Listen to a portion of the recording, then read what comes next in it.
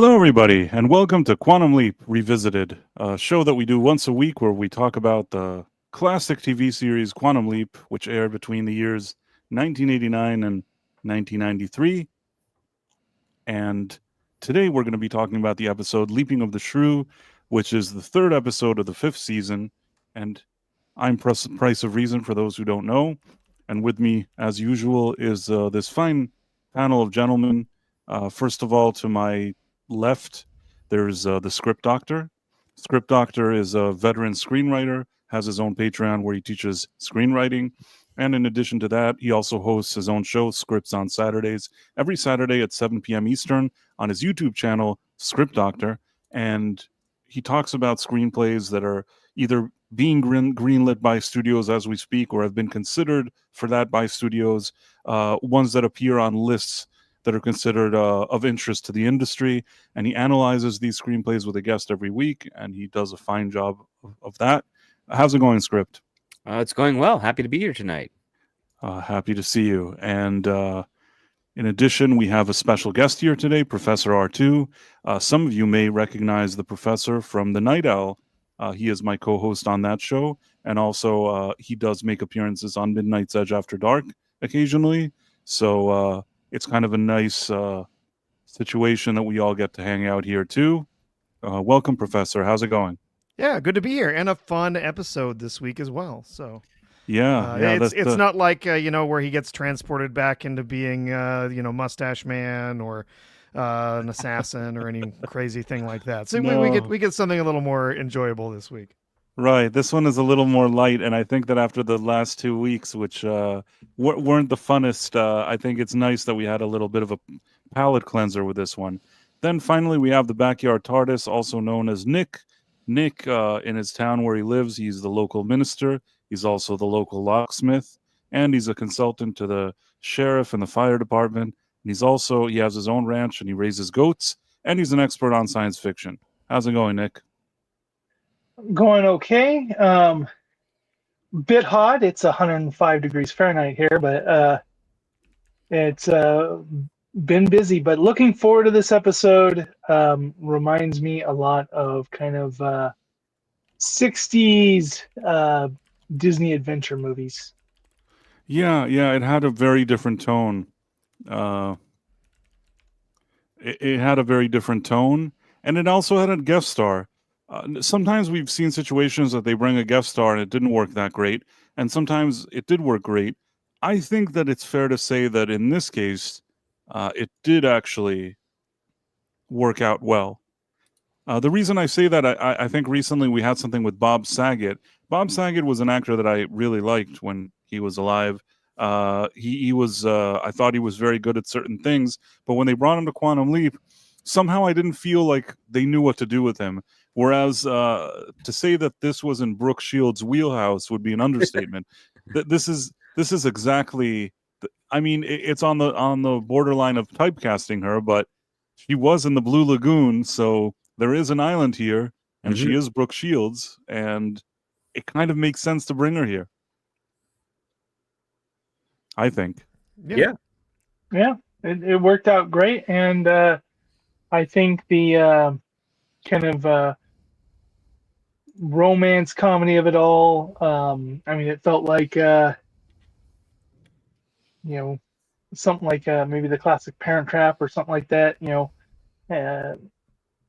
Something where it's opposites come back together in a track. So yeah, it was good. Perhaps a little formulaic, but enjoyable nonetheless. Absolutely, with some fun performances from the two main cast. Also, it's one of the smallest casts for an episode. That is true. Basically, you only had her and him, and Al. And Al, yeah. And the actor that played the Greek reflection of Sam, who looked a lot like that 80s actor who was in a bunch of those like B-movie teen sex comedies, like Ski School or something. The 40-year-old man who is we're told is supposed to be 20, but he has eyebrows like Martin Scorsese. Yes. Yes. We do have a bit of a hiccup here talk amongst yourself about the episode for a second. It could be Well, a corrupt file situation. So give me a minute. okay. You guys have a little bit of a discussion. I'll be with you soon.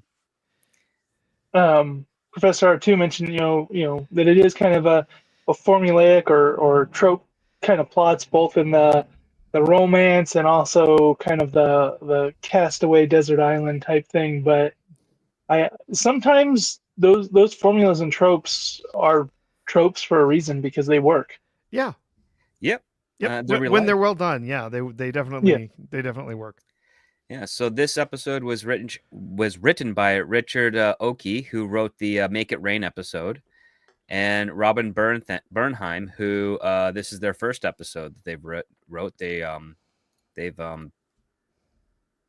This is basically the first episode. They only were staff writer for this season, and I think they worked well together. Because Robin, she's been a television writer, at least a decade before she got into Quantum Leap, and is still writing even to this day, if I'm not mistaken.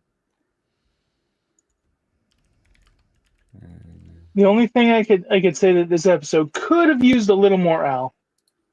Yeah, it was interesting though. They brought back his original robe that we saw in the pilot. Yeah, that's true. I didn't actually realize that.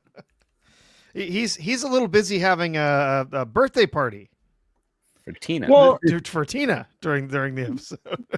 Did he meet Tina? Is that the woman he met during the pilot? No, Tina is someone that actually works at Quantum Leap. Project Quantum Leap. Okay. Yeah, no, Tina works at Quantum Leap. I'm trying to think if there's a way. I didn't know if it was that lady and he brought her on because I was wondering if it was a call. Yeah, I was just wondering if that was like a callback from that first one being in the hotel or whatever. Okay, let me see if I can find this thing that I want. Maybe I can find a way to make it work. Sorry, this is That's all right. I really am embarrassed, but what am I gonna do? The main guest star here is Brooke Shields, who is quite the catch for a little sci-fi show in the 1990s. 1980s and 90s. She was really kind of amusingly her career was really started with the Blue Lagoon, which her acting career, because she was a model before then. Yes, yeah. So we get kind of a mirror of that, a similar plot, being trapped on a desert island kind of thing with Brooke Shields in this episode. So that's rather amusing. That's what she was primarily known for, other than her modeling work, and then she's also trapped on a desert island when she shows up on this episode. Well, I think when they wrote the script, they're like, who would we put Sam with? Well, let's put her with Brooke Shields. Can we get her? Well, let's try. Yeah, let's try. What they did back in the day. Yeah. Yeah, I mean it's quite a catch. Let me see if I can share this thing. Let's see if it works. And I do apologize for the. Did it share it? Yeah. It's something, right? Yes. There. Okay. So basically, I won't be able to do the thing that I usually do. It'll be a little less formal now, but we'll be the leap home. And then and then he's somehow here in the water. That's right, because last episode we didn't see where he leapt into. Right, and he arrives. Actually, we didn't because it was that kind of irritating JFK thing. So basically, Sam is here, and he, he's in the water, and before he realizes, first of all, there's a ship that explodes, I believe. Yes. And then before he can understand what exactly is going on, he realizes that he needs to, save Brooke Shields. That's stranded here in the water, and then he pulls her up on this life raft, and then this is the part where I think that Al shows up and says that he is going to be part of a pop-up cake for Tina's birthday or something. Yeah. Yeah. And you'll Well, know. at first she mistakes him for is it Daniel Or Daniel or David? David. Yeah. I think it's David. David, yeah. Yeah, and then she recognizes. She figures out exactly who it is that's on top of her, and has to. That pushes her off. No, don't. Get away from me. Given what we find out later in the episode, doesn't make a whole lot of sense. But I guess we'll leave it at that for now. Here Well, I am big I into like how they did that because, is that you, David? And Sam goes, yeah, sure. I think so. Yeah. It's like, Yep. Great logical means to that. So here there's she's really annoyed at him already. And Al tells him this is Vanessa Foster of the Philadelphia Fosters. She's like considered some kind of aristocrat. And basically she is concerned about David, her fiance, or is it her fiance? I think. Yeah, the fiance. yes. She's concerned about him, but he says no, he's in the captain raft. The way he knows that is because Al tells him, so he's able to kind of calm her down that the guy is alive. But it doesn't help the fact that they're sort of on this raft, and then she has luggage with her that she insists on bringing on board to this raft, and she says it's like essentials, that she absolutely needs them, but it turns out that it's like cigarettes and a bunch of just crap. Clothes and matches. Clothing, Yeah. her wedding dress. Yeah. And chewing gum. And a bunch of chewing gum. Yes. Yeah. I do love that you can very regularly see in the shooting of this episode. Maybe it wouldn't have been so obvious watching it on a television back in the day, but you can pretty easily see that this was shot on a backlot because you can see the matte, the background painting there. And some of the little waves. One of the artificial, in the painting. Artificial lake tanks. It's going to be the tank. Probably, I would guess it was probably on the Universal backlot, but I know Paramount also had a pretty large one.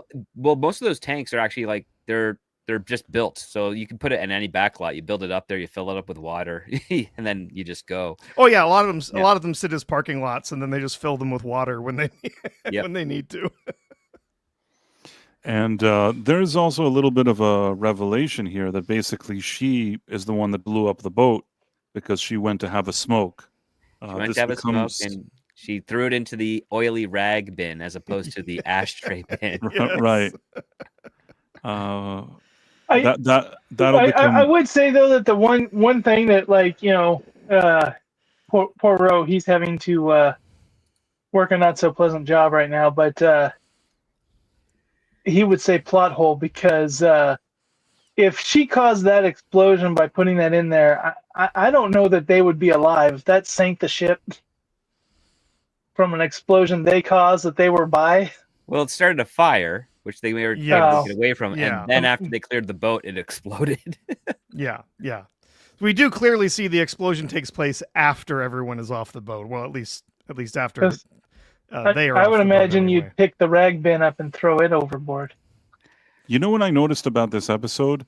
I don't know what it says about me that I noticed such things, but at the beginning of the episode, it almost wanted to make Brooke Shields look a bit kind of raggedy. Like the worse they could make her look, that's what she kind of looks early on in the episode. But as the episode progresses, she keeps looking better and better.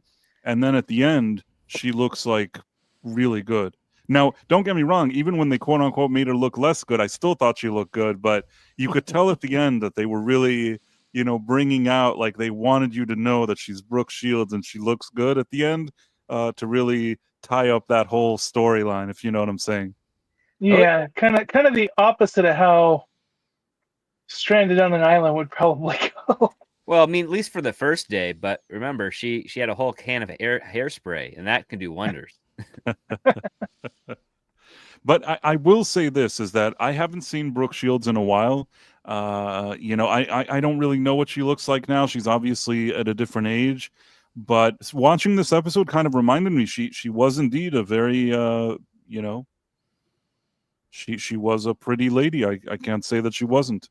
Well, she still is pretty. Yeah, I'm sure she still looks pretty. I'm just saying that, this is like the I don't like to say like her prime. I mean, I'm not in my prime, so it's not fair for me to say to somebody else their prime or not in their prime. I guess I could say that there were years that I was quote unquote in my prime. It wasn't such a prime, but you know what I'm saying.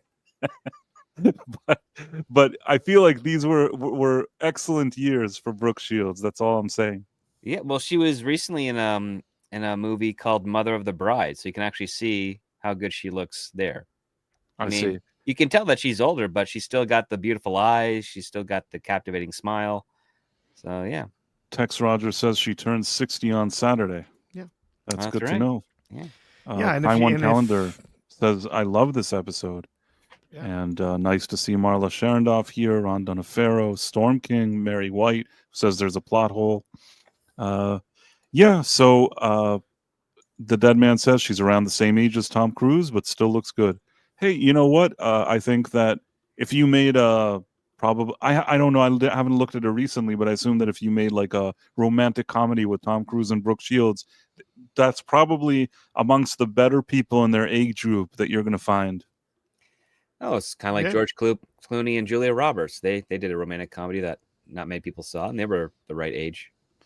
Yeah, I think I saw it on a plane or something. And I think that's the place to see that George Clooney and Julia Roberts movie. I don't think I would have watched it for George Clooney. I did back in the day like Julia Roberts as an actress.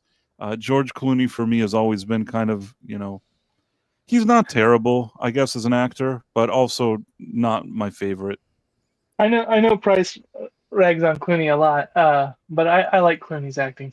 You know what? I'll tell you what. There's just he has a certain look and kind of a vibe, but he's not. I've never really seen much of a range from him. It's like, I'll just say this quickly. Basically, most of the roles that poor George Clooney has, taken have been him being some variation of George Clooney. He's not like a Christian Bale or one of those kind of people that really shows what a range he has. He just has a certain vibe, and when you're watching a movie, you know exactly what vibe it'll be.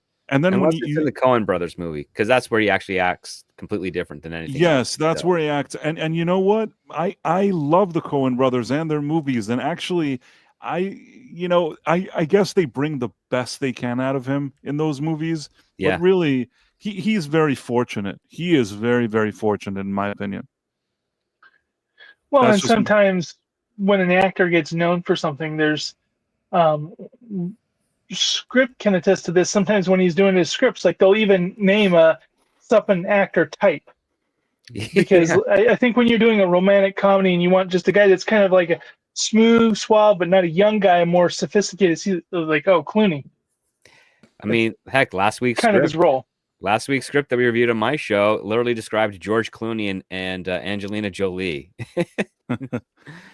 By the way, Tracy Alexander, how's it going? Nice to see you here. I don't think I saw Lisa Catrine. Maybe I missed her, but I don't think I saw her. I did see Michelle Ferry, though. Nice to see you here. In any case, and the Dead Man is here, and Storm King. We'll continue to look at your comments. So back to this thing here. We are, on this raft, and I think that she made a hole or something, and now he's taking the gum and filling it. Well, right now he's going through the hope chest to try and find something they could use to survive. Al has told them that they should be picked up in a couple of hours. Right. And while they're arguing, she loses her temper, and with that blue comb that she's holding in her hand, she's holding that in her right hand, and she stabs it into the raft. Yes, right. Immediately after Sam throws her cigarettes away, telling her, I'm not going to let you burn down this raft. And then she gets angry and she uses the comb to stab a hole. And then since she has gum, they use the gum to seal the hole, correct? Yes. Right, yeah. Would that actually work? That feels like a plot hole. That feels like a MacGyver. It feels like MacGyver.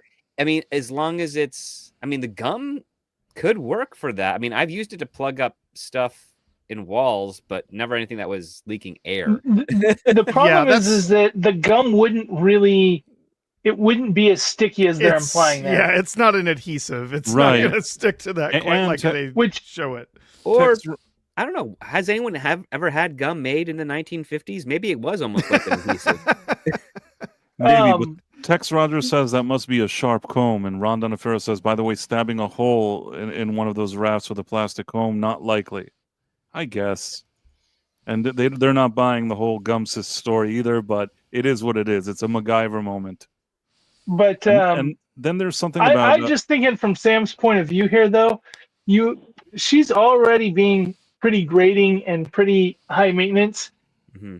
I wouldn't want to be around her while she's detoxing from nicotine. No, yeah, let her have the cigarettes. Yeah, I don't like being around cigarette smoke, but I really don't want to be around somebody while they're detoxing, and I'm the only other person for them to take it out on. Actually, as I'm thinking about it, if it's a flat stick gum and they chewed enough of it, and they actually have, say, a little bit of a ball, like they balled it up and they've shoved it into the hole and then flattened it on the top, the pressure from the air inside would push on the inside to kind of create a seal, but you still have to hold the gum in place and give it moisture so that it can still remain tacky enough to hold on. So because once it dries, he does make her hold it afterwards. Yeah, because it would pop right out. The pressure would make it pop right out if you didn't hold it to get it nice and tacky. But even after the fact, until a proper seal was made, which I don't know if a gum like that could do, the pressure within the raft would eventually just shoot that thing out. That's true. Yeah, it's not not a bit of a plot hole. It's a bit of a plot hole. Yeah. And then basically, I think they're here. They fall asleep on it, which also I think that thing wouldn't hold. They fall asleep on the raft, don't they? And then they... Yeah, well, they're supposed to be picked up, and then Alec pops in and says, yeah, you guys are way off course. And that's how Sam builds the sail to try and get them back on course. And yes, and he's also throwing a bunch of stuff out of the raft, a bunch of stuff out of the hope chest. And that when he pops in to say, hey, no, don't stop that. Al's like, stop whatever you're doing. So, you're screwing this up. And then Grandma's silver. Yes, yeah. And then what's this? That's Grandmama. Yeah, so he at the end he left it since yes, he didn't going throw to throw Grandmama out, but he needed all the rest ashes, of the stuff. And I think I have a positive development. I think that my regular file, I managed to sort of redo it. And I thought this one isn't corrupt. So hopefully, let's see if this works. Can you see it? Yep. Yep. And now, you saw that, right? Yep. We're good. He's we're just good. picked her back up. Go TSL. So, you see this well now, right? Yes. Yeah, it looks good. Yeah. I'm relieved because I like this way better. Oh, this is the there guy we that... go. Yeah, this is the guy that he leapt into. Someone in the chat mentioned he's actually Greek, so that was a nice touch. Yep. So that's good. I will say another kind of plot hole is that wouldn't Sam have an accent when he talks if he's from Greece? Some Greeks I know can speak quite adept English without an accent.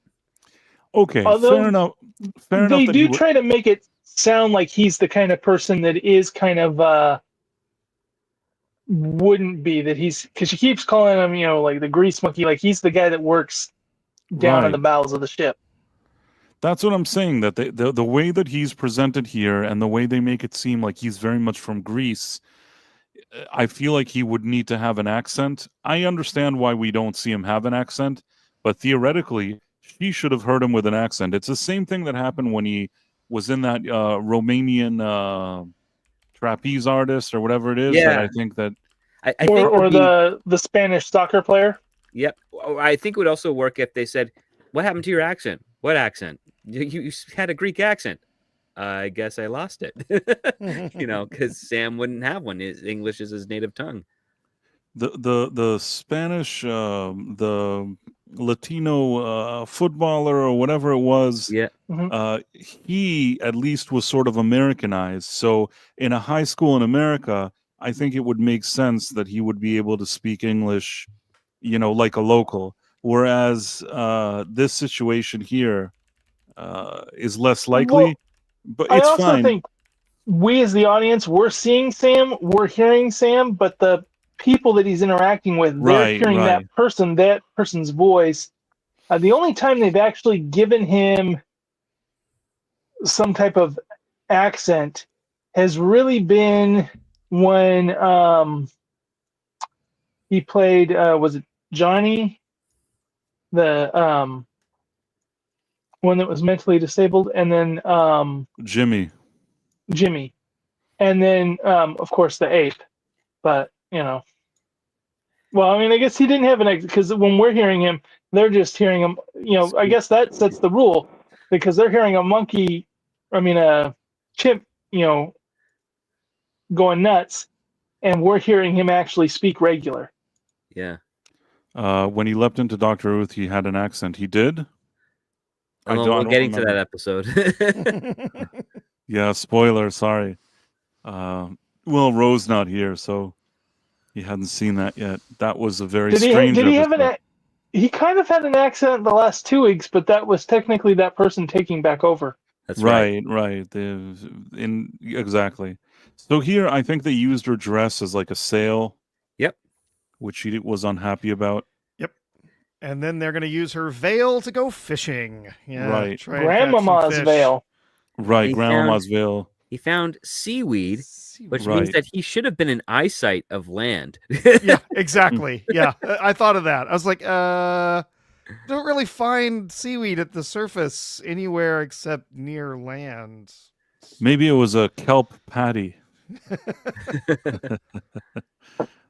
I once wrote a screenplay with someone, and he actually told me that he explained to me what a kelp patty was because I actually didn't even know what that was. But never mind.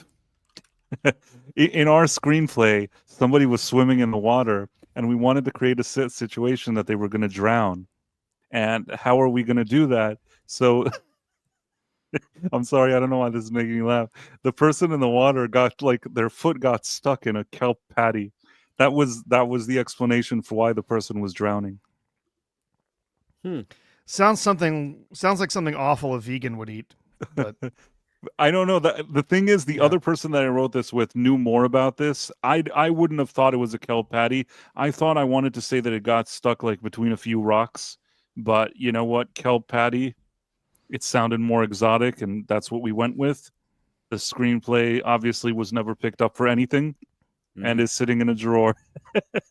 Sleeping on a kelp patty. Is that an Irish seaweed?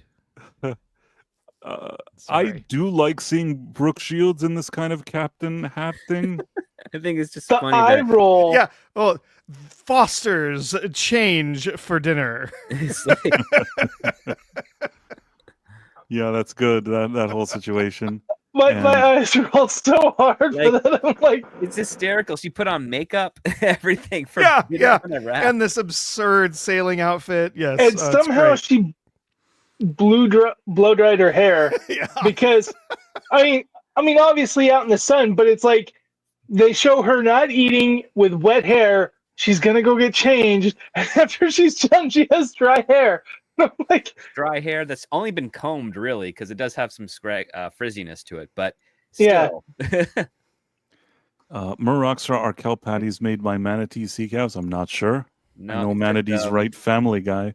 They're made by the tide, actually, where kelp just kind of collects together and then just drifts. Just bunches up in a pile, just sort of drifts around. Yeah. Robnut Scoobla, hello, how's it going? It's nighttime, though, so little time had passed. I guess we don't know how much they slept, or I don't really have a concept of time, but some time has passed for sure. And then they're on this thing, and she falls asleep on him. And then when she wakes up, this makes her very angry. So I think that she doesn't she slap him or something? Yeah, she says, "How dare you use your shoulder as my pillow?" Right. Recently we had me and Script. I was trying to find that movie about the watch that stops time, and there's the what is it? It's the watch, the girl, and everything else, or something like that. Yeah. In that movie, there's a character that she just reminded me of that constantly is getting upset at people trying to take advantage of her because she's trying to drop the hint, please take advantage of me. And that's what I think she was doing. Like, she's constantly accusing it because I think she's trying to plant the thought in his head. That, yeah, she wants him to pursue her, and she's trying to say, no, don't, please, stop. You know, just Gene Wilder as Willy Wonka. No, stop, don't do that. Right. So, but I personally, I like her outfits in this. I think that this episode highlights her We're not strengths. surprised, Bryce. What'd you say? We're not surprised, Bryce. That I like this? Yes. Yes, it's quite it's I mean, it's a swimsuit. She's Yes. wearing. Yeah.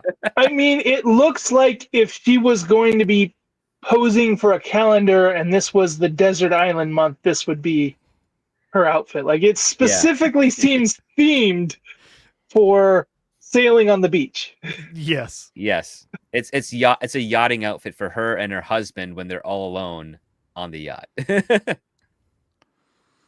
And then there's a situation here where she basically pushes him into the water. Well, So- first they get to the water and She pees in it, I think. Yes, he's getting ready to drink from it when she says, "Oh no, don't do that! I already drank from it, and then I did other stuff in it."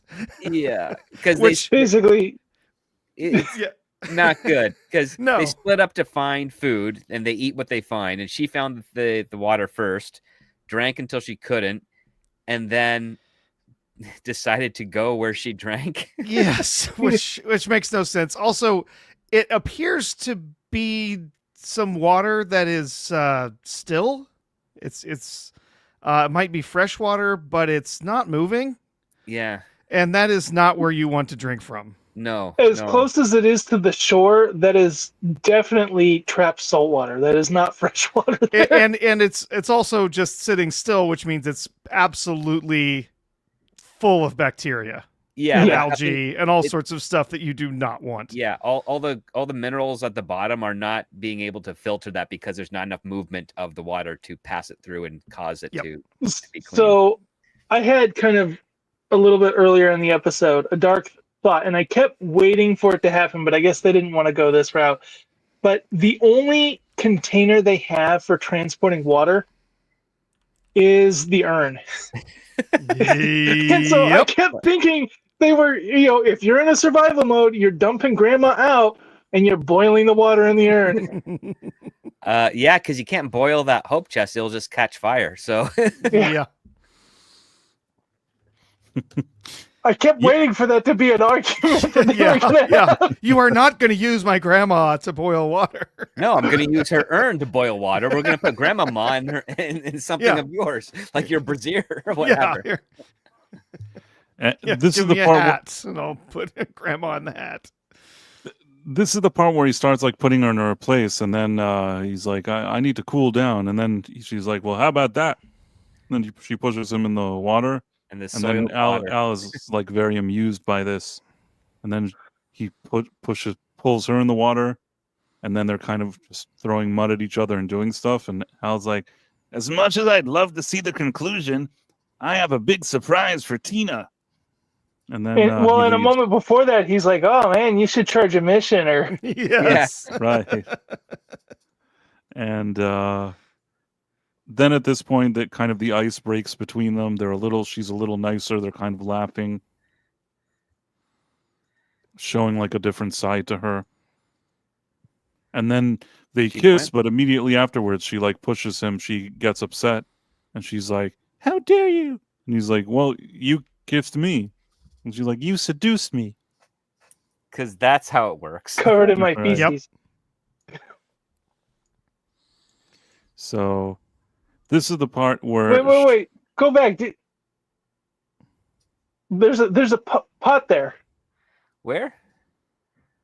Like they're Right. cooking on the thing that she's steaming the clams in. Oh, yeah. Why So- does she have a pan in her clothes bag? That's a How good. do they have a pan script? Part of her hope in her hope chest, she just decided to bring some cookware. I guess so, because she knows how to cook. I That just is- find it funny that because they mentioned, didn't they say something like she had 7 or different chests or something like that? That the cookware and her wedding dress were the Yeah. same chest. Yeah. You know, maybe Right, there was a scene where they found some other chest washed up on the shore or something like that we didn't get. But yeah, no, it doesn't make any sense here. I think that they should have somehow said something. Otherwise, it is very strange. I guess because I haven't noticed it until now when you say it, but once you say it, I can't really unthink it. I don't know And how she would only have this because we just had the conversation about the urn did it hit me. Wait a second. Where did they get the pan? and this here, she dug up clams or something like that, right? And why is he dipping the grapes in the toothpaste? Remind me. Well, they agreed early on that they were going to eat what they found, and you eat what you find, and I like what I find. He went looking for crabs. I would have just ate the grapes, though. Yeah. Why does he need to dip them in toothpaste? I Yeah. suppose there's some extra nutrients there or something. I don't get why he's rubbing toothpaste on the grapes. Maybe he's really no hoping the reason. fluoride will kill all the bacteria that he just drank in. Maybe. I mean, it would do it. It would do the trick. I mean, long term, one has to ask also in the long term what they do with toothpaste. I mean, they're on this island. But they're once gonna be- again, I don't think I would have dipped the grapes. I think I would have ate the grapes and then squeezed some toothpaste in my mouth and endured it. But I think I would have enjoyed the grapes by themselves. Right, but also long term, if you're here 9 years and you don't have toothpaste, that's probably not good. Well, no, there's other ways you can maintain your dental hygiene. So long as you can like sharpen toothpicks and get everything out of there, and then, I mean, even as light washing of salt water in your mouth, so long as you don't swallow it and spit it out, that's fine. Ah, okay. Well, that's good to know. Anyhow, she's like, she gives him some clams or something. And this is where he explains his big plan to her, where he's going to take the hairspray and basically convert it into a flare. And then when a ship comes, they'll use that. And when she sees that, she kind of seems, you can already tell that they're planting this seed here of her not really being so happy with this plan. She tells him it's like very clever, but she doesn't look happy. And then basically, I think she also tells him she'll be the first one to stand guard. And then Basically, to keep their eye open for a ship if it passes by. Yeah. And then they would launch the flare if they were to see a nearby ship. Not sure it would work out all that well. Kind of an optimistic take that it would actually launch into the air. My guess is it would actually just explode. But even such an explosion might be enough to. Yes. I mean, it'll cause smoke, which would then True. stimulate curiosity, ideally. I do agree with the dead man. I'm glad that when we're talking about grapes, we're actually talking about grapes. Yeah. Right, this time it's real grapes. By the way, Marla Sharendorf says it's a little bit of Titanic. Rich lady falls for third-class passenger on her way to get married. But I think this was before Titanic. Oh, good 5 well years before. Well, Yeah. and someone else was talking about the movie where the lady gets amnesia and then the guy convinces her that they're Overboard. married. Overboard. Yeah. Oh, yeah, that was a fast real change, Tex Rogers says. Yeah, I've always thought there was something... I mean, I saw that movie when I was young, Overboard, but there was always something a bit sneaky about how he takes her to be his wife. I don't know if today would fly. Well, he did that to just, put her in her place. He wasn't actually taking advantage of her on a romantic level until she started to actually like him. Like, that's how they were able to play it off. That's why it wasn't controversial at the time, right? Because he would make jokes about they constantly sleeping together and she would resist it. And he's like, that's okay. Don't have to do that. And then over time, as she got attached to the kids, as she got, seeing the charming nature of Kurt Russell's character, she really wanted to be with him.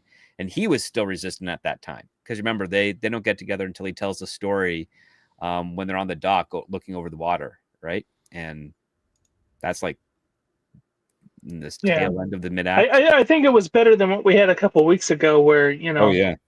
rednecks kidnap to get themselves pregnant. Yeah. Right. Ron Donofero says brush with seaweed, and the dead man says on Survivor they use bamboo to brush their teeth. Yeah. And Yeah. Tex Yeah, Roger if says you fray it. Yeah. she looks more made up than before, and I will continue to say that every scene they kind of like increase her look. Like she looks more made up and more like as if she's at a fashion show from scene to scene until Well, the someone very end. pointed out oh, go ahead. apparently a pair of Maytags washed up on shore because Sam there has cleaned his shirt. Yes. Well, you're seeing her through Sam's eyes. She's becoming more attractive as the show goes on. That's why because you're seeing as he starts to recognize her. I'm just making Also, things I up. mean, I don't know. when she's literally the only woman around, of course, she's Yes. gonna look attractive. Rondo and Farrow says, check out Sam's clean shirt after mud wrestling. Yep. Yeah. The dead man. I just feel like in my mind, there's like off to the side, we're not seeing it, but like he's built all these Gilligan's Island like Contraptions. clothes washing machines. There's He's a built washing her a machine. whole vanity mirror. A washing With the machine made makeup of kit. coconuts. Yeah. Wood, coconuts, and dried leaves. Yeah. Yeah, there you go. Well, I mean, I knew He she is a looked. physicist. I knew she looked good from the first scene. It's not that I think that she looked bad at the beginning. I'm just saying that when it comes to what happened on the production, I do feel like they wanted her to be less like glamorous at the beginning, and with every scene they want Sam to like her more, us to like her more, and also like by the end of it when he's like, yeah, sure, let's screw that boat, like let me stay right here with Brooke Shields, it kind of makes sense to you. Although if you really think about it, I would be worried to stay there by myself with her for 9 years because, if you ever need a doctor or anything, I don't know that nature can solve every problem. Like, what if you need antibiotics or something? I don't even know if they probably had antibiotics in the 50s, right? Yeah. So, I mean, I'm just saying, like, what if somebody gets sick? You need something. You need, like, it's kind of a concern to be there 9 years and have a bunch of kids. But that's my opinion. It'd be difficult, but if the temperature's steady, you've got salt water to clean out wounds if you get injured. And you also have a far better, healthier diet of fish and whatever plant life is there. And they said that there's early on they told us there were no dangerous animals here. So yeah. If they use the tropes of last week, we could have been jumping around, and it's like here they are with 3 kids, and they're bickering. Well, they need Sam to pop in every time she has to give birth so that he can properly give birth to the child because he's a medical doctor in addition to a physicist. And yeah. Here she also talks. She's like mentions Venus again, I think. Yes, I was gonna look this up because in my mind, when I have done telescoping and looked at Venus, but I'm not as clear as in the 50s on the ocean. But Venus does not look that much more distinctive and bright than stars to me. So I wanted to. I forgot to. I was going to do a little research to see if that's truthful or if they were just kind of trying to bring that out. Yeah, I think they tried to just make it brighter, even though, like, I've been able to see Venus before, and it does have a little bit of a yellowish tinge to it, more yellow than other stars. But and that's when you look at like when they're showing it, like it looks like the North Star. It's like it's extra so super much, bright. Yeah. And I'm like, in the times when like I've gotten the thing, Venus will be visible, and I've gone out and done the stuff and looked at it. It hasn't been like, oh wow, compared to the stars, it's like taking up the night sky. But then again, this is in the 50s, less pollution, less, Well, and they're also they're very, very far away from any kind of light pollution. So yeah. Oh man, it's super awesome to see the stars at sea. It's astounding. Yeah. Yep.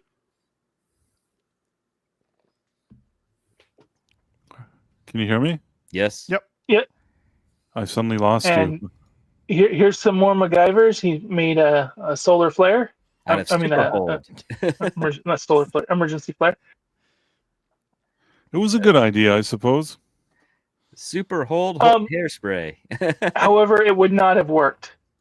No, it just would have. I know this from experience. Yeah, it would have just. When we were kids, we burst. used to play around with hairspray and fire a lot on the ranch, and You can. I've Make exploded a few flamethrower. cans. Yeah, It would have caused an explosion, but I don't think it would have been a flare that goes up in the air like that. No. Wouldn't have been a flare like a rocket. It would have just blown up.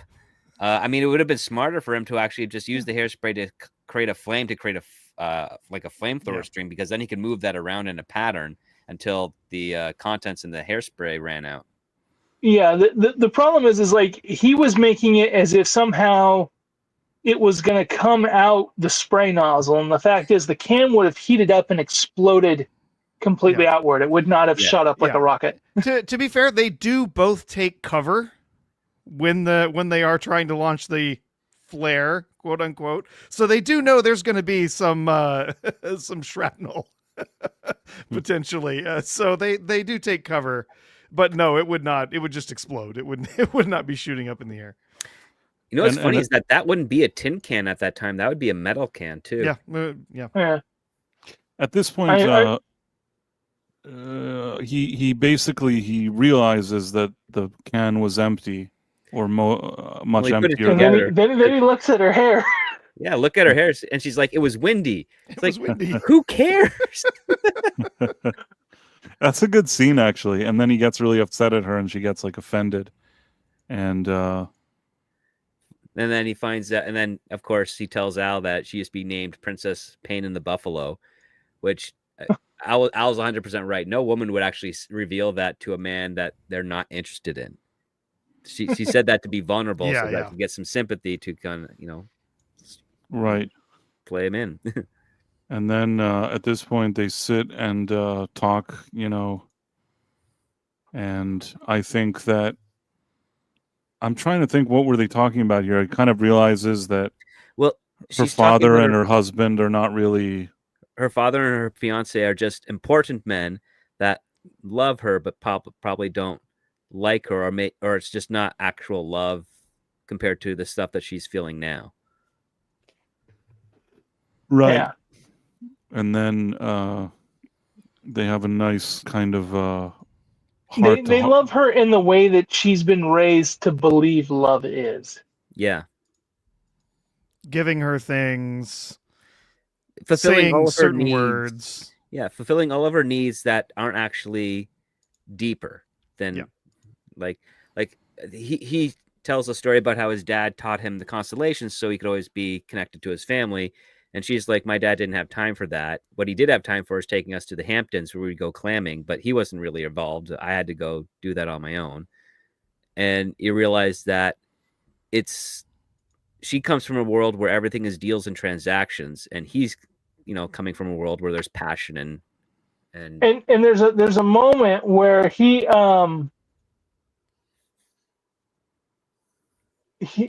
says, "Oh, this isn't right. This isn't right." And he's like, "I'm saving for myself for my husband." He's like, "Yes, your husband, Nico."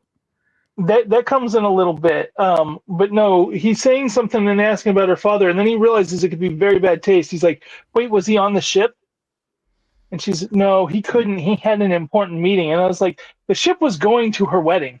Yeah. So like he was going to miss her wedding because he had an important meeting. Yes. But he paid for it. He's like, "Oh, he did pay." You know what I mean? He's paying money. He just doesn't go there because it's not that important to him.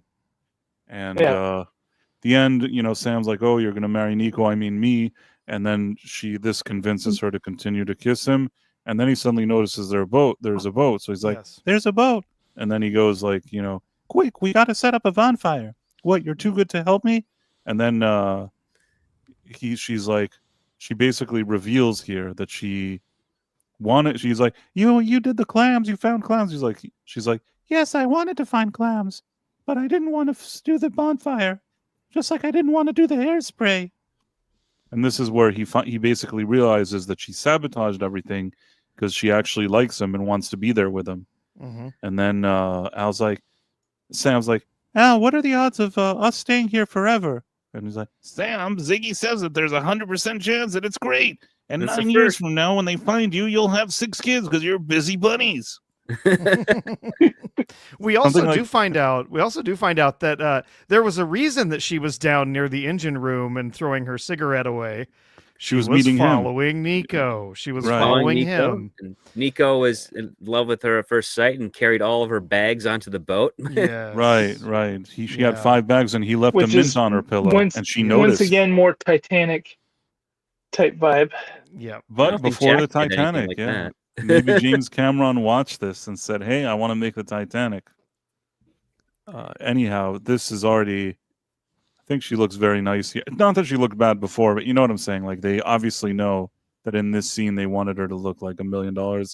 Now he leaped into, I think is that the paraplegic one? This is the Veterans Hospital. Yeah. Yes. Does he And realize that yes. he? Oh, Yes, okay. he realizes that he is missing both legs. Yeah. You know, there. this Which one is. there's a scene in the opening of him in a wheelchair, and I was trying to place that, and I'm wondering if that's that episode. Yeah. If we're seeing a future scene. I think Yeah. it is a future scene, but the thing is that I have to say that we're going to talk about that one next week, but there are some lore breaking questions about that one next week. Yeah, there's some. Next week is an okay episode, but it does raise a lot of. Did they have? I mean, I know they had a Bible, but I don't think they properly defined what's going on in this episode. I feel like for the first 3-4 seasons they were pretty solid, and the 5th season they started just like really bending the rules. Mm-hmm. You know, in some cases I think that they swung for some fences and did some interesting things that I actually liked, but sometimes they did things that I didn't like, and that really characterizes the 5th season. This episode personally, I think the bending started in the 4th, but what was it that you felt was bending the rules in this? the 4th, even the finale, that I liked the finale, even there was already starting to bend stuff. Once they start that you're seeing them in the waiting room, it's sometimes less is more. Once you see all these other things, you start asking questions. You're like, wait a minute, is Sam actually here? Is Aura? What is it? Like, you're starting to ask questions that you don't need to ask, I think. But isolated episode, this one, when I look at it, I thought it was pleasant. Certainly it was fun. Also a danger in a long-running show that while it may not violate any established lore, the moment you've left something vague, the audience comes up with an explanation in their head, and then if later you decide, well, let's define it now later in the show, then that messes with people's head canon, and we see that a lot with Star Wars. Like, it's dangerous to do that later in the show, to start having those defining things that didn't get explained in the initial. Mm-hmm. Yes. I agree. I mean, I guess this was a very simple episode. There isn't like a lot to really dissect too much. It went for a very straightforward story, but I think that for the most part, even though we did pick up on some plot holes, it got the job done. It really helps with the casting. I think that if she would have been just like, not as appealing or whatever you want to call it, then maybe this kind of fantasy that we're going for here wouldn't work. But I think that given her, and I thought that both Brooke Shields and Scott Bakula did a good job even with the acting here. Like, they sold this idea. It was fine. I thought they were well cast, in their roles. Scott Bakula always is, but I think that Brooke Shields was a good casting choice. Yeah. And I think this was a good, shipwrecked rom-com.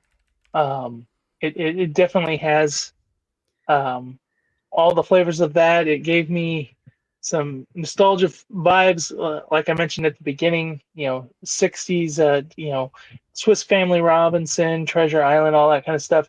If anything, I would have liked, although this didn't fit with the theme of this episode, make this a 2-parter and the second part have pirates attack.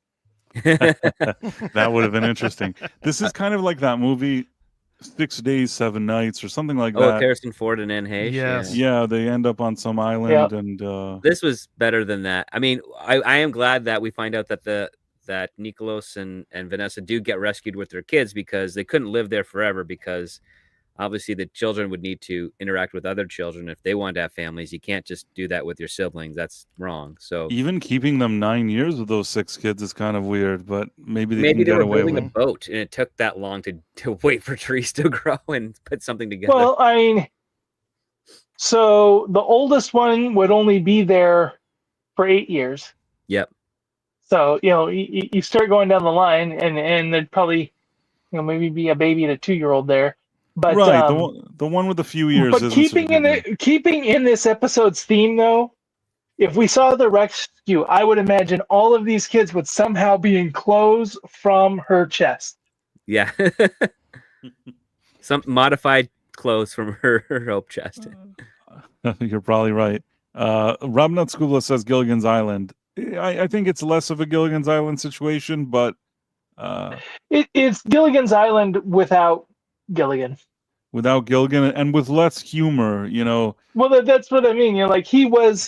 He made everything comical, and Right. and we, I mean, Sam wasn't being as ridiculous as making a phone out of coconuts, but he is making the flare out of a can of hairspray and making the sail and that kind of stuff. So we are seeing him be a little bit island castaway inventive here, and and she is somewhere between the millionaire's wife and Marianne. Yeah. I guess so. It's like she slowly turns, like she starts out, she's definitely either well, she has the personality of the millionaire's wife. Did you like Ginger or Marianne? That's the big question. Marianne. No, you have to like Marianne. Ginger is high maintenance, but Marianne is I mean, everything. And I would say she was like Ginger too, but Ginger was not as talked down. She was being in this episode. She's being more than Ginger. Marianne seemed more down to earth. I'll give you that. And I always thought she liked the professor, but I could be wrong. Marianne liked the professor. It was Ginger that liked Gilligan, but not that much. Right. I mean, the thing is that I feel like on that island, probably the professor would have been the biggest catch there. No, he was. I mean, I always find it kind of ironic because Sherman Schwartz, who created that show along with the Brady Bunch, he signed off on the Brady Bunch sequel that the professor is Carol's first husband that was lost at sea. That's funny. I didn't know that. Yeah. That's good. Well, I mean, I don't know how we got that. Swiss Family Robinson. Tina Louise wasn't liked in real life by the cast. She regretted being in it. Later she didn't want to come to some of those reunions or whatever. But at the end of the day, if you're an actor, you don't get many chances in your life to be a part of some kind of pop culture phenomena. And I think that those who were wiser amongst those cast members just embraced it. What are you going to do? You're on Gilligan's Island and everybody knows you from Gilligan's Island. It should be at least worth money at conventions. You embrace whatever you have. It's better than not having anything. Like if today you told me, hey, would you agree that you'd be on a show for like a few years and then your whole life you could go to like conventions and everybody would want to take pictures with you and you just make money because you were once on that show? I would say yes, I'll take it. Sure. To a degree. I mean, you make good money, but not great TV money.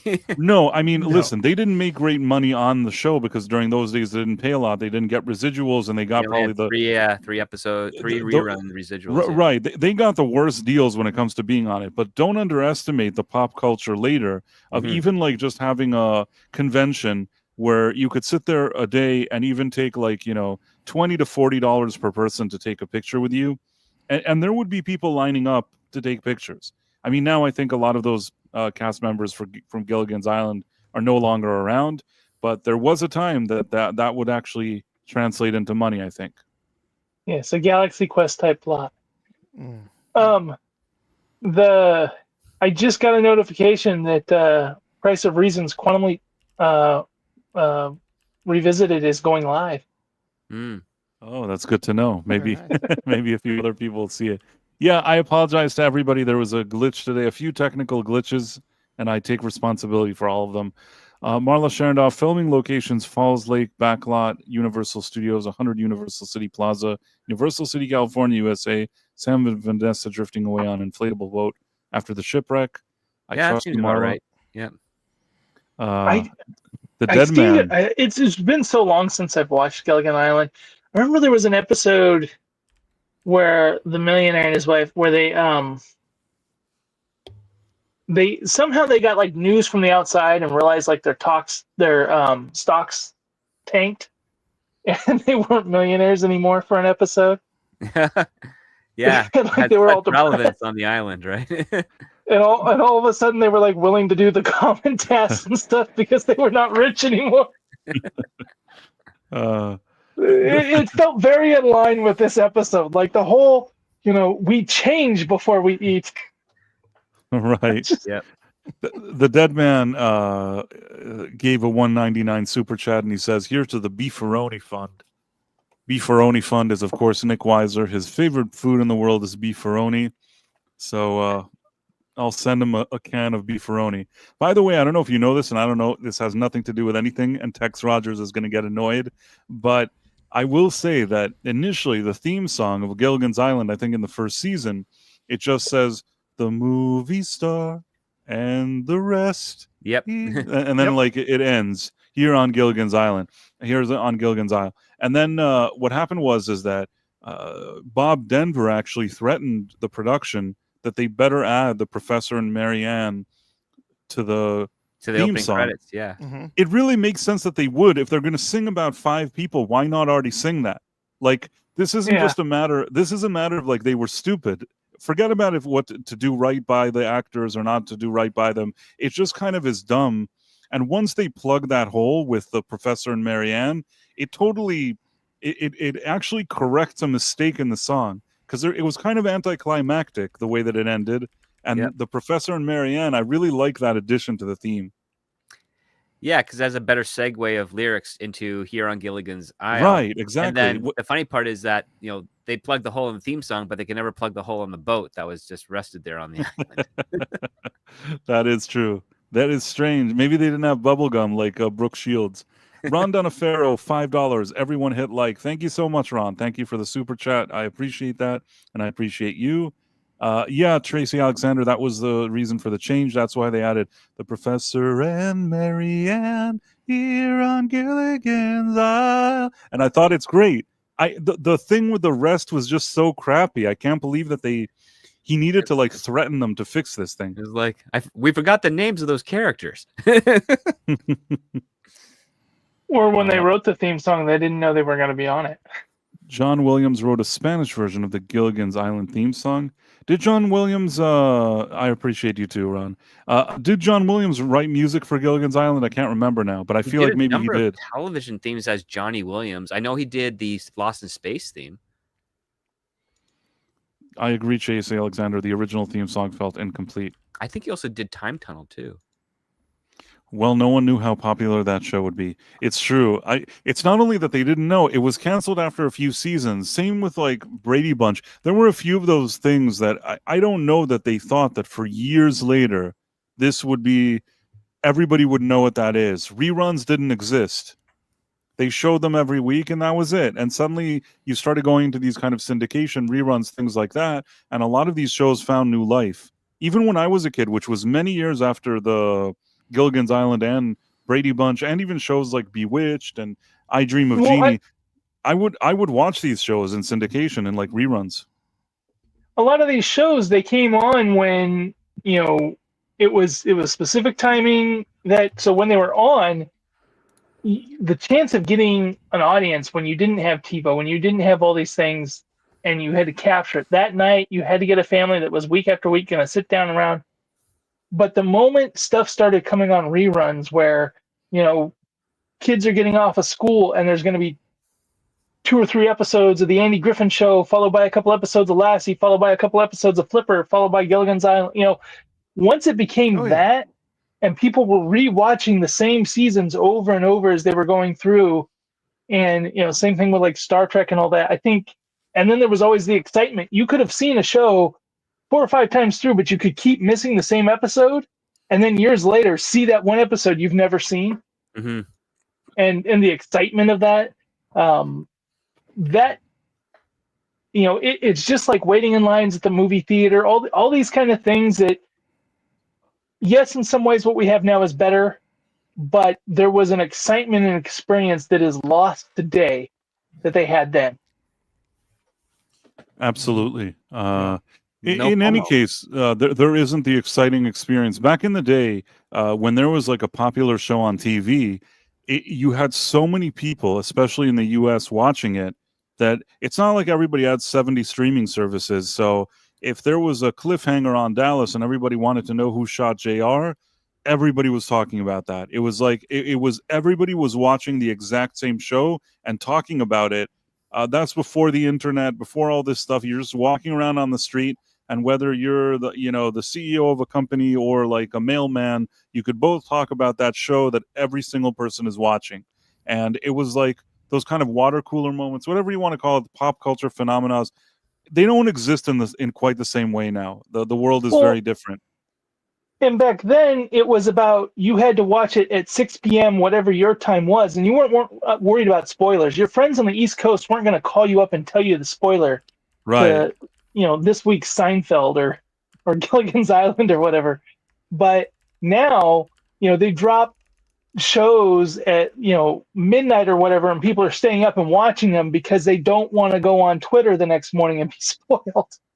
Yeah, I mean, at least that's the one advantage that some of these shows, if they, let's say they're good and they have a real audience, then people will want to watch them immediately just not to get spoilers. Yeah. Which, Yeah. in my experience, makes me dislike stuff more, because if I watch something that I might have come about with a so-so, like it's not bad, but it's not great type attitude, if I'm watching it at midnight and it's so-so, I'm angry I stayed up and watched it at midnight. Rhonda Nefero says, agree, Nick. I remember knowing all the lineups and looking forward to them. That's what you were saying before. Urkel DeStefano, Hello TV Land, Blockbuster Video. Yeah, there was a lot of... and Tracy Alexander says that everything was at the exact same time. Yeah, it was very cool. I don't know, living on the West Coast completely confused my watch schedule. The Dead Man gave a $4.99 super chat. Thank you, The Dead Man. I know all of the lyrics to the Andy Griffith Show and the song Tequila. I don't think there are lyrics in those songs. There's Andy Griffith is like whistling, which I can't do well. It's like, yes. Yeah, good stuff. And then Tequila is just I had a bird that used to sing the Andy Griffin song. It's kind of cool, actually. That's a cool bird. The song Tequila is just like the trumpet thing, the saxophone, whatever it is, and then tequila. So if you know how to say that, then it's easy. I know it's a joke. I figured that, you knew that those songs don't have words. Andy Griffith is a show that I know everybody really liked, and I kind of, I just was kind of okay with it. I didn't love it. I loved it. I'll be the opposite one here. It's very much of a show of its time. Yeah, it is, but but I like shows of that time. It's enjoyable. Yeah, I enjoyed reruns a lot, and I didn't care how old they were. I could have. It's not that the time was the problem, as much as just there were other reruns of older shows that I liked better. Like I liked watching Dennis the Menace reruns, and the thing that always made me laugh was as a kid that if he found a nickel, he'd be so happy as if he could buy the world with this nickel. I mean, I at the time that I was watching it, I don't know what you could buy with a nickel, but during his thing, he was like buying a soda with a nickel or something. So well, that's from a time when a taffy was a half cent. right. So he's Like they just did "Jeepers, away with pennies. I jeepers, saw that Mr. announced. Wilson." They're going to be destroying pennies and They're going to getting stop rid of them. printing. They're going to stop making Yeah. them. Yeah, they'll still be circulated for a while. And then but the thing that was all he was like, "Jeepers, Mr. Wilson, I found this penny. Now I can go buy a soda." And I'm like thinking to myself, wow, like like I just but aside from the weird moments of the money and like the dated stuff, that show held up very nicely. As a kid, I liked watching Dennis the Menace cause problems for Mr. Wilson, even though it was in black and white. Did we're continuing to go off topic, but did you like Flipper? Flipper. So That was Flipper the was seal. cute. It was a seal. No. Flipper's a dolphin. So sorry, It was like dolphin. it was basically Lassie, Yeah. but with a It was dolphin Lassie instead with of a a dog. dolphin. Yes, That's yes. exactly what it was. Wasn't Flipper a movie though? I thought it was a movie. Not There was They a made show. a movie, There were but it was a movies, yeah. TV show. But so which it came was first? Which came first? The The movie or TV the show. Oh yeah, the show. I see. I mean, just saw, like there's been multiple Lassie movies. I see. I saw Lassie the show, and I saw Flipper the movie. Okay. I don't know why. yeah, I mean, there's been animated Lassie, but what's funny is I feel like Lassie has stayed better in the public consciousness. Like I hear Lassie reference. There's a new Lassie cartoon that came out a couple years ago. Like it seems to be relevant, but The dog. there was a Everybody time likes period dogs. where Flipper was huge. Yeah. Tex And Rogers I just find regularly it watched funny that it's Flipper. like it's not really a thing anymore. And to me, I find it funny when you go back and you talk about shows, how some of them, despite being just as popular, have almost no impact on culture now, and others have Yeah. had lasting stain. I think Lassie was a thing for a lot longer. Lassie actually started in film in the 1940s, and then they had the TV show later on. And so And it was then also a after comic. that, there were other films. Oh yeah, there were a bunch of spin-off things. There was a whole there were multiple generations of Lassies. There's still a Lassie today who is a a descendant of the original dog. I cannot remember her name, but yeah. Tracy Alexander says, "Okay, I love Flipper." I just remember seeing the movie Flipper, and I remember watching Lassie as a show. It was like a black and white show. Those were good shows, I guess. I think maybe Lassie held on more because a dog is more relatable than like Flipper. Well, I mean, What are you gonna do I with think a it's more dolphin or a believable seal? that Timmy's in a well than someone fell overboard again. Yeah. Yeah, exactly. It's like because it Yeah. was the same exact show, just set in a coastal town, and everything happened out at ocean. And Flipper came and warned them, and they would go get in the boat and go save people. Yeah, and Flipper has honestly does have a great theme song. So Yes, The dead man also knows the lyrics of Lassie. I think Lassie, I'm trying to remember, it goes like, Lassie. Somebody says something like that, like calls that's it. Lassie. Then it's like, da, da, da, da, da, da, da, da. Something like that. I don't know Yeah. why I think that's the melody. Was there something like yeah, that? no, that's right. Yeah. That's the melody? So I haven't watched that show in like 30 years, so I'm really, really impressed that I even knew. But that's what I remember was the theme song to Lassie. yeah. Dead I Man, love you're stuff great. from back then. I'm getting ready to do a Lost in Space rewatch. Cool. Mark's 47. Yes, that was good on Lassie. It was. That's it. That's the Dead Man's entire repertoire. I don't know how we got to all these shows that we're talking about. Back to this episode just feels like it. It partly feels like Dave. a rom-com of the 90s, but it also feels like a lot of this classic, Gilligan's Island type, on an island. It just feels cozy and a nice trope. And with them having done so many experimental things lately, it was nice to just have a fun episode. I agree. Tex Rogers says, Price of Reason Live research. John Williams wrote the original pilot theme, not heard. It was Calypso style. The used themes were not by him, but he did the incidental music for the first half. That's interesting. I think it means instrumental music. I think Autotype. Instrumental. Yeah, I think Yeah. but I understood what he meant. He did Yeah. the I got it. The I melodies. understood. Yeah. Yes. Sorry, Price. Sorry, Sean. What are you apologizing for? I don't even know. And then my favorite Martian, both Rhonda and Farrow like it, I think. And Rhonda, Tex Rogers' wife likes my favorite Martian. So does Rhonda and Farrow. My favorite Martian, I thought that was pretty good. What did he call him? Uncle Martin? Is that what he called his? He called the alien guy his Uncle Martin or something. What was it? Remind me. I haven't watched this in like decades. My favorite Martian. Anyone? Yeah, it was something like that. Yeah, but I don't. Uncle I don't Martin. really Yes, remember. yes, Uncle Yeah. Martin. Sorry, script. I don't know why you're apologizing. That you one's- didn't curse. Yeah. What I'm about- trying to recall it, but all I'm hearing in my head is nano. That's Yeah, Mork and Mindy. Mork and Mindy. Yeah. What about I Land know. of the Lost? I remember watching it, but only know the theme song. So I was just listening to an interview with some of the people, and they were talking about as a writer, the difficulty when the whole show was based around family, and they're lost and here, and then the dad wants to leave the show, and just like what it was like going into that writer's room trying to figure out how they were going to write around the dad leaving and the uncle coming somehow to the land of the lost. Bill Bixby has an alien visitor he calls Uncle. Yes, it was with Yeah. Bill Bixby. Man, I haven't watched that show in years, but Bill Bixby, I always liked him. Yeah. I still, to this day, will tell you that Bill Bixby, for me, was the best. I think is he David Banner? I think he's not Bruce Banner. He's David Bruce Banner or Bruce David Banner, but goes by David. Right. In any case, I thought that his banner, whatever you want to call him, was the best banner to date. I will still tell you that I believe that guy was him more than anybody that played that role afterwards. That's one I haven't watched. I have not watched Oh, that. man.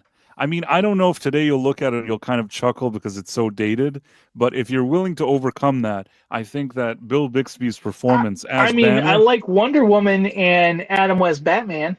Me too. then you may like it. And Wonder Woman had Linda Carter, and she was fantastic in that role.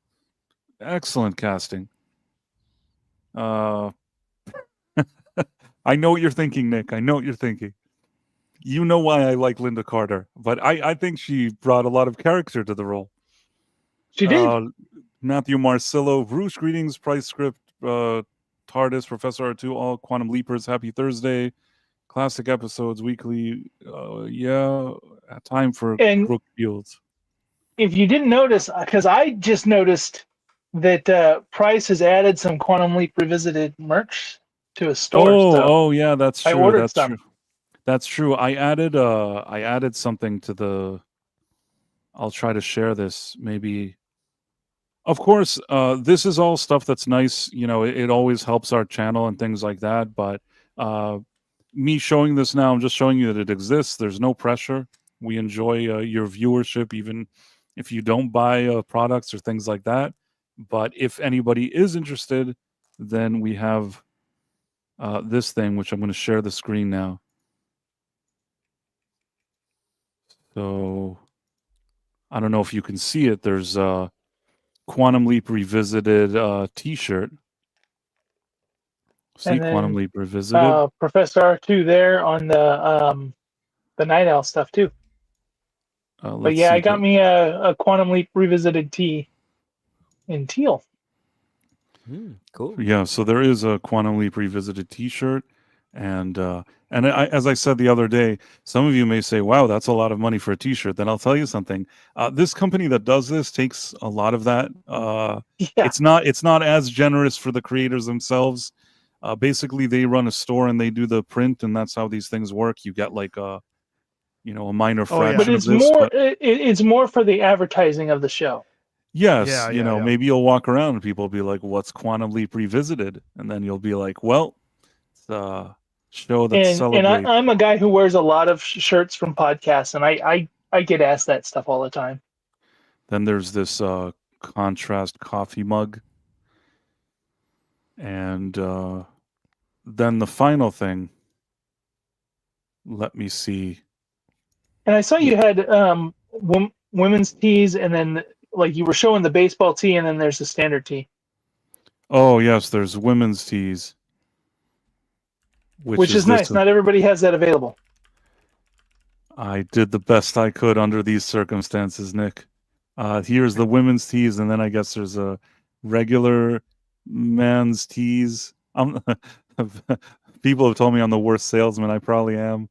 There are tees, and then another And thing they're is not all white. See all those colors there. You can see them. oh, and you can change the colors, and also there's a Yeah. sticker. There's this thing. Are you guys still here? Yeah, Yep. we're here. Yeah, I'm still here. Hold on, I'm trying to find this sticker. Okay, share this tab instead. So this is the Quantum Leap Revisited sticker. I also I can't I can't vouch for the quality or anything. I'm not the one that manufactures these. Again, I also know that the shirts are more on the high end, but stickers they're like $5. In like I don't know if it'll be here by next week, but I ordered some, so I'll show it off. Awesome. I can only hope that they'll be at least, mildly reasonably printed. If people are cautious, they can start with even stickers, which are on the cheaper end. The Dead Man says, would you care if I promoted my channel? No, go ahead, promote your channel. What's your channel? And then I guess there's a link for this thing. And yeah, the Dead Man, you can promote your channel. I don't know what your channel is, but send me a link or pull a link here or tell me what I need to do. Some people were asking for some links. I shared the link for the story, but you can also find it if you go to Price of Reason Live and you go to the channel. You can find it under the store section. So okay, yeah. So well. the professor sent the link. Sorry, I'm again not the best salesman. That's all right. And then the Dead Man said that he wanted to promote his own channel, which I said I was happy to do. He's not telling me. Maybe it's just the Dead Man. And then what? I don't know what that means. What? I don't know how to answer that question. But thank you for stopping by, Ohio Pigeon. Nice to see you. I think maybe he thought this was a different a different program, or I don't know what he thought. But we can't post unless you're a mod. I guess if he even writes, you can sanitize your links so it doesn't look like a link. Put the word dot in place of your dots. Yeah, and then I can also repost it if you want it or whatever it is. Yeah, At some point, maybe I'll add some mods. I'm not good at this stuff, but that's something to take into consideration as well. In any case, just wanted to share this stuff in case somebody's interested. There's no pressure. I do enjoy everybody's presence here. I like hanging out with you all, and anybody that contributes is always, very appreciated. There's also a lot of people here, most of the people, if not all, that are actually channel members. They're subscribers to the channel, and that's also great. So, yeah. And just to make sure I went over everything, the Dead Man gifted one Price of Reason Live membership, which is very nice of you. I didn't see that at the beginning. You also did a $1.99 super chat.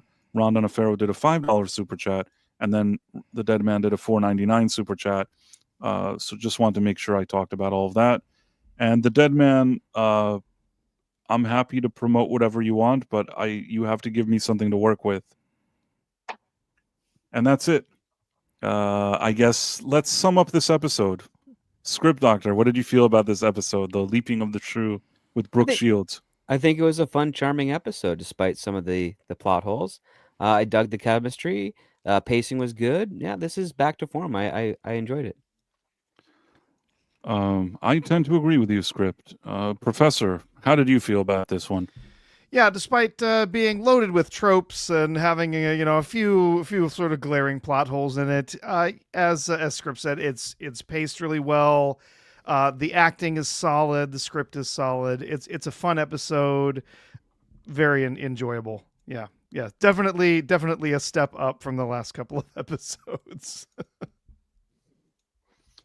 Yeah, no, it was good that we had this thing. Now, let me do this.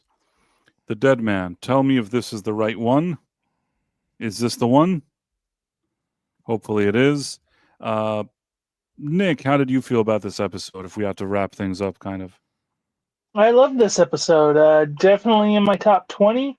I don't know if I could say it's in my top 10. Right now, it feels like it's in my top 10, but we're coming off of not liking really not liking the last two episodes, and didn't really like the season finale of last season. And last season really had the ups and downs for me. So this was just kind of a feel good episode, and it wasn't. Sometimes when we have these, they're generic and forgettable. This isn't forgettable to me. It's not impactful like some of the really important ones when like he was in the Driving Miss Daisy or the race riots or the first time he was in there's some that are like, oh wow, that's really gonna the Kamikaze Kid, some of those are really gonna stick with you. But this one was just fun, and it kind of had a memorable theme and trope, and it was playful, and so for that, it's real enjoyable and kind of refreshing. Say that. Cool. The Dead Man, it's the right one. Good. So if you saw that I shared the Dead Man's channel, which I'll do again, you guys should definitely check it out. He does some Star Trek stuff. Ohio Pigeon says there are better shows to review than this. I don't know if you're referring to other shows within this series, which we do it every week, and sometimes there's good ones, sometimes there's bad ones. In terms of other series to review, once we're done with Quantum Leap, we will think about other shows to do reviews for, which I'd be happy to explore that. But right now, we're very committed to this journey. I think the genesis of the show, Price was really, he's a Quantum Leap fan, and he was very upset at what the new show was doing to Quantum Leap, and he was making a lot of videos about it. And I'm like, this is something I see a lot, is people will focus on what's not working, but I'm like, oh man, I'd really love to hear your take on the classic show, to have you review some of the episodes of the classic show, and talk about why it was so good. Because I like content. I dislike that we don't focus enough on what used to make content good, and we're always focusing on just what makes content, why current content isn't good. And so I kept saying that to Bryce. He said, "Oh, that's a good idea. I should do that." And then before I know it, he's contacting me. Hey, I'm going to be doing a review panel, and well, basically, you inadvertently caused the stream to happen for you to be in it, even though that probably wasn't your intention. You're the one that just told me. I thought you were just gonna take 3 or 4 of from the, because I think I was telling you, you should compare the first season of the original series and review it like you did this with the critical eye, and talk about what was good and bad, and right. and do that. Basically, your bottom line was you saw me review every week the new show and how miserable I was, and you just said, why don't you review something that you do like? You keep saying how much you like the original show. Why aren't you doing a review about that? And then I said, okay, well, I'll do the thing about the pilot. And then I got back to you and I said, yeah, well, you're going to have to be on the panel. And you're like, okay. Little did you know that this was like a commitment. And Scriv Doctor, actually, I think that Tom mentioned that you like Quantum Leap. Yeah. That's how this all started. He's like, wow, Scrib Doctor likes Quantum Leap. And then I said, he does? And I'm like, I sent you an invite. And you're like, great. Like, I like Quantum Leap. It just came together in a really nice way. And also with Ro and with Sean. And it's just very, very cool. Also, I want to thank our guest, Professor R2. Professor, you're always welcome to join us here. But I know your schedule doesn't always allow for it. But it was great having you here. It felt very natural to me. Yeah. So it was nice. It kind of, you fit right into the atmosphere. It didn't feel. Glad to be here. It was real fun getting to go back and watch some of the show. I haven't really watched much Quantum Leap in quite some time. I watched it quite a bit when it originally aired, and then I did watch some repeats on the Sci-Fi Channel. It was a pretty regular filler on the Sci-Fi Channel for quite a few years, so I watched some then. But it was nice to get to go back and watch, and hey, got to watch a really fun, enjoyable episode too. So yeah, thanks for having me. Awesome. Thanks for being here. I'm going to quickly go over the list of people here if I can. I probably have said all these names, but Tex Rogers, Michelle Ferry, Scarce Scuttlebot Podcast at Hello Chat. I have to work a double. I'm a scene of a bad crime working. Have to miss tonight. So yeah, we'll see him here next time. Mary White, Tex Rogers, Marla Sharondoff, Ron Donaferi. Sorry, Donafero. I don't know why I did that. I apologize. That is I guess I'm getting tired. Ron Donafero, Michelle. Because Michelle Ferry. That's why I looked at the two names and that's how it came out. Now I get what happened. I combined you and Michelle Ferry into one person. But hopefully you'll forgive me. Then you have, I think I said Marla Sharondoff, the Dead Man, of course.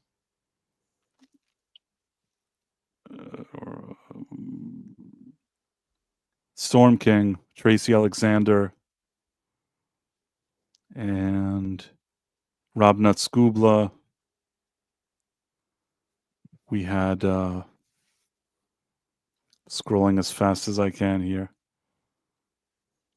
Because we did have a few in there that we don't see as often. Marks for 7, Urkel, DeStefano. You know, some people watch these shows in Rockstar and they actually don't comment and don't say anything, which is fine. Dave C. People watch in the way they watch. We also have people that watch after the fact, like Super Mario Brothers 3, who isn't always able to watch the live stream. So, yeah, it was great hanging out, and I guess now's a good time for us to be on our way. We'll see you all next week. Yep. Matthew Marcillo. Bye. And Take maybe care. I'll have some video or picture coming up. I'm going to Endor this weekend, so. Oh, sorry. Cool. I didn't do that. You didn't say anything. Let me see. Backyard. Tardis.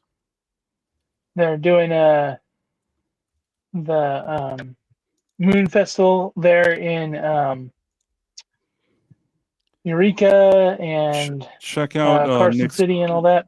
Nick's channel. I just sent it. And then in addition to that, I'm going to send you Script's channel. So they're going to be doing a screening out in the Redwoods of Return of the Jedi. That's cool. And then this one is Script Doctor. And then finally, I'll do Professor R2 on X.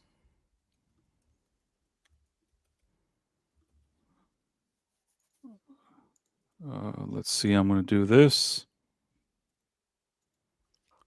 So thank you to everybody. Thank you to our panel. And yes, check out what Nick is doing. He has his own channel. Check out Scripts on Saturdays, and Professor R2 on X. And we'll see you guys next time. Bye. I'm